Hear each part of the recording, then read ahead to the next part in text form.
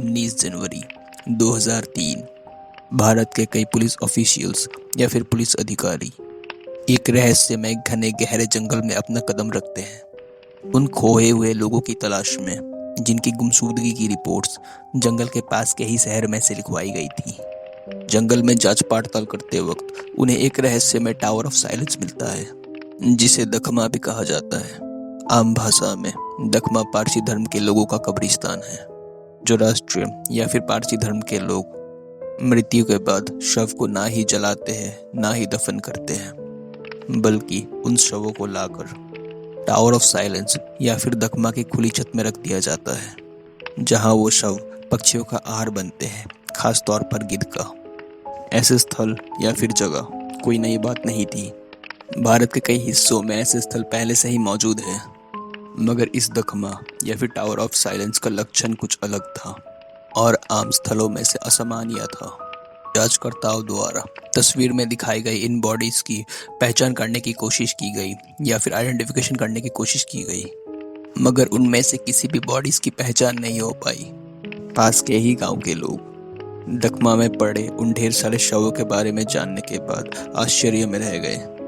वो भी उन बॉडीज की पहचान करने में असमर्थ रहे, ना ही उन शवों का विवरण। रिपोर्ट लिखवाई गई उन खोए हुए लोगों से मेल खा रही थी। कीड़े और मक्खियाँ के अलावा उस जगह में किसी जानवर का नाम और निशान नहीं था। पारसी धर्म के लोग शवों के निपटान के लिए पक्षियाँ जैसे कि गिद्ध और कौवा के भरोसे रहते हैं।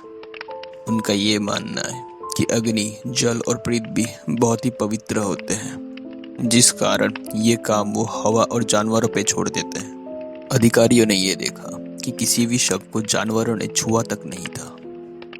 आधिकारिक तौर पर बॉडीज की गिनती नहीं की गई थी, यहाँ तक कि उस जगह में सिर्फ शुरुआती जांच पड़ताल ही हुई थी, जिस कारण उस जगह का शायद सिर्फ एक ही फोटो उपलब्ध है।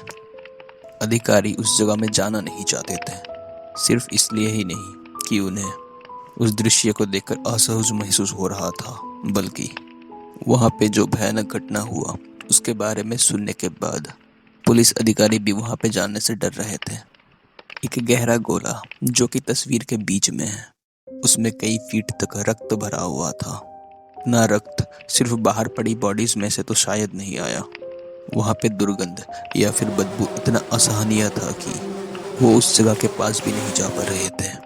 इस अभियान का अंत हुआ जब एक गांव वाला गलती से एक हड्डी के टुकड़े को लात मारकर उस गड्ढे में डाल देता है। हड्डी का टुकड़ा उस सड़ते हुए रक्त की ऊपरी मोटी परत को पार कर अंदर घुस जाता है। उस जगह से अचानक ढेर सारा गैस निकलने लगता है और पास में खड़े लोग उसकी चपेट में आ जाते हैं। पास में खड़े लोगों को खून की चींटे भी पड़ जाती हैं। जो भी गैस के चपेट में आ गए थे उन्हें हॉस्पिटल में एडमिट कर दिया जाता है और क्वारंटीन कर दिया जाता है। बीमारी के इन्फेक्शन फैलने के डर से वो लोग अपना होश खो बैठे थे और उन्हें बहुत ही तेज बुखार था, और वो सब एक ही बात चीख चीख कर कहने लगे थे कि अब वो अहिरमान की खून से दूषित हो चुके हैं। पारसी धर्म में मानने वाले लोगों के मुताबिक अहिरमान एक शैतान है। अजीब बात तो ये थी कि वो लोग पारसी धर्म से परिचित भी नहीं थे, यहाँ तक कि उनमें से ज़्यादातर लोगों को दखमा के बारे में मालूम भी नहीं था। जब उस जंगल में उन्होंने दखमा को पाया, उन लोगों की बीमारी पागलपन में तब्दील हो गई और वो लोग हॉस्पिटल स्टाफ के ऊपर हमला करने लगे, और आखिरकार उस बुखार के कारण उन सभी लोगों की जान निकल गई। उस गैस के चपेट में आए हुए सभी लोगों की मौत हो गई, यहाँ तक कि उस फोटोग्राफर की भी जिसने ये तस्वीर ली है।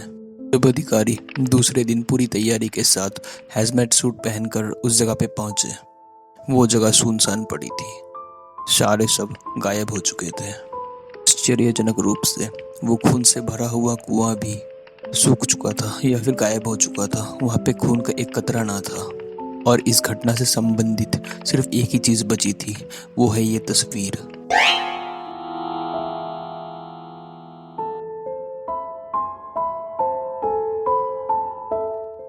कई साल पहले एक माँ और एक पिता अपने काम से छुट्टी लेकर दोनों साथ में वक्त बिताना चाहते थे, जिस कारण डिनर के बहाने वो टाउन में जाते हैं और शायद वो रात किसी होटल में बिताने वाले थे।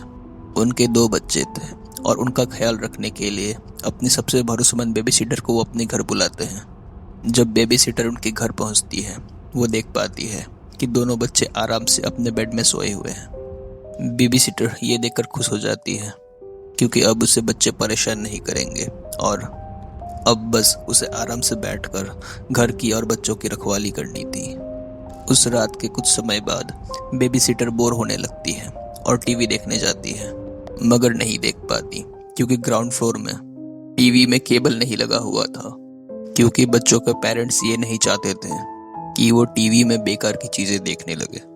तो बेबीसिटर पेरेंट्स को कॉल कर कर पूछती है कि क्या वो उनके कमरे में जाकर टीवी देख सकती है। हाँ ठीक है, बच्चों के पेरेंट्स ने कहा, मगर वो बेबीसिटर पेरेंट्स से एक और अनुरोध या फिर रिक्वेस्ट करती है। वो पूछती है कि क्या वो उस क्लाउन के स्टैचू जो कि उनके बेडरूम के खिड़की के बाहर है, उसे किसी ब्लैंकेट या फिर कपड़े से ढक सकती है, या फिर कम से कम खिड़की के पर्दे को लगा सकती है, क्योंकि रात के वक्त उस स्टैचू को देखकर उसे घबराहट महसूस हो रहा था। बेबीसिटर अब भी कॉल पे थी और कुछ समय तक फोन लाइन शांत हो गया था।